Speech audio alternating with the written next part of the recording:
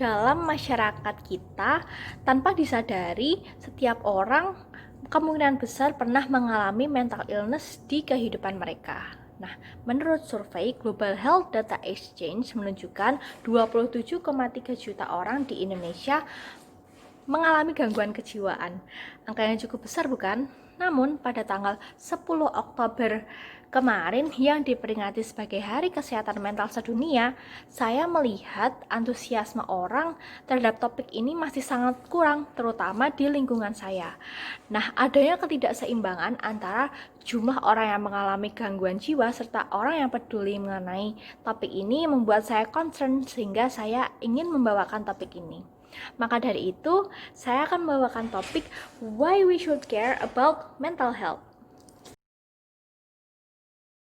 Nah, kesehatan mental yang baik adalah kondisi batin kita ketika dalam keadaan yang tentram maupun tenang.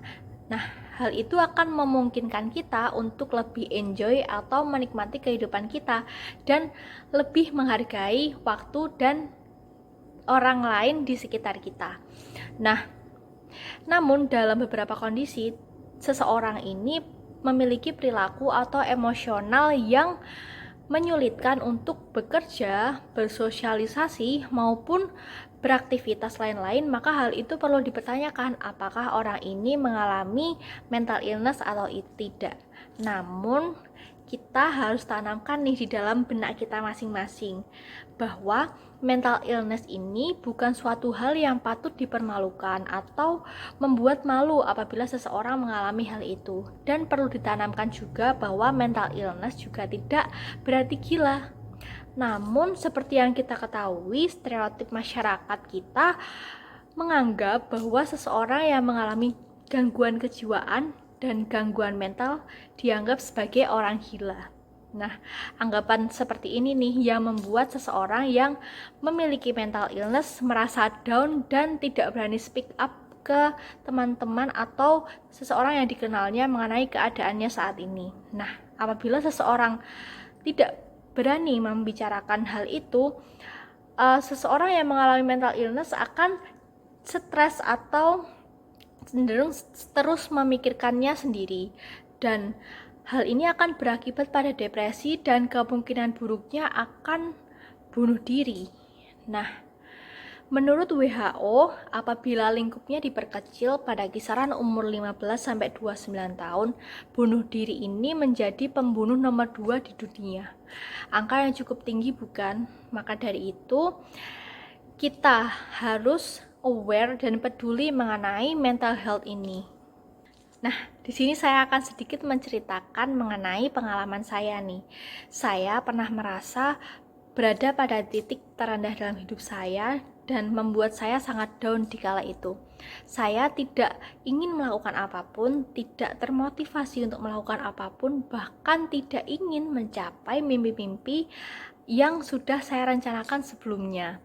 Yang terburuk nih, saya bahkan menganggap orang-orang di sekitar saya ini tidak membawa impact pada hidup saya.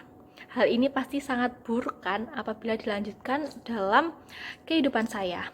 Nah, pada saat itu juga saya belum mengerti atau paham mengenai mental health, mental issues maupun mental illness ini. Jadi, saya belum mengetahui nih apa yang harus saya lakukan atau apa yang harus saya atasi untuk menyelesaikan kegundahan di dalam hati saya ini. Namun seiring berjalannya waktu, saya mulai mempelajari dan memahami diri saya sendiri maupun menyelesaikan masalah yang ada dalam pikiran atau benak saya pada saat itu. Nah, di sini saya akan sedikit berbagi tips atau memberikan hal-hal sederhana yang dapat meningkatkan kesehatan mental. Yang pertama, pahami diri kita sendiri.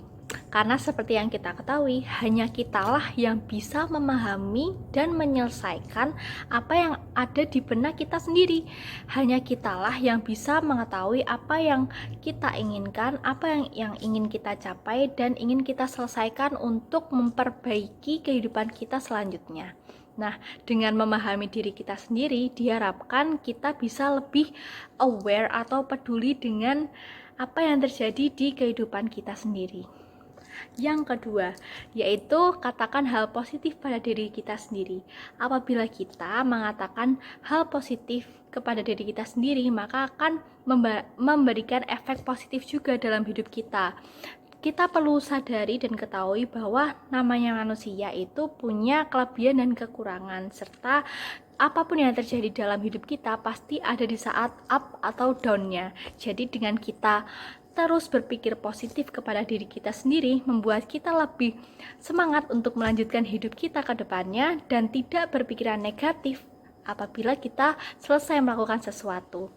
Terbukalah pada seseorang. Nah, hal ini tuh penting banget apabila kita sudah menyelesaikan step-step di atas tadi, namun kita masih merasa gundah.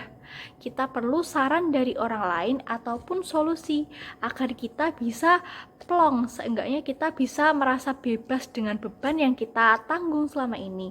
Dengan kita bercerita atau terbuka mengenai masalah kita ke orang lain, diharapkan orang lain juga bisa menerima kita dan memberikan solusi yang terbaik menurut pandangan mereka yang bisa kita terima dengan baik gitu.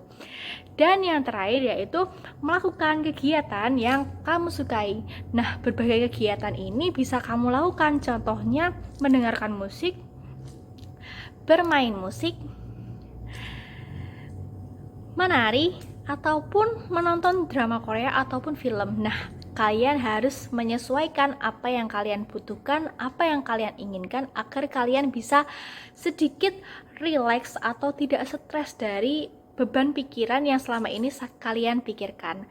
Harapannya agar di saat kalian sudah menyelesaikan kegiatan yang menyenangkan, pikiran kalian akan lebih fresh atau lebih siap untuk menjalani hidup selanjutnya. Nah, saya rasa sudah cukup. Semoga teman-teman semua bisa mengambil manfaat dari yang saya sampaikan tadi. Saya memohon maaf juga apabila ada kesalahan atau ketidaksesuaian ketika saya menyampaikan. Terima kasih teman-teman. Saya Safira Ardiana Rolanda. Izin pamit undur diri. Terima kasih.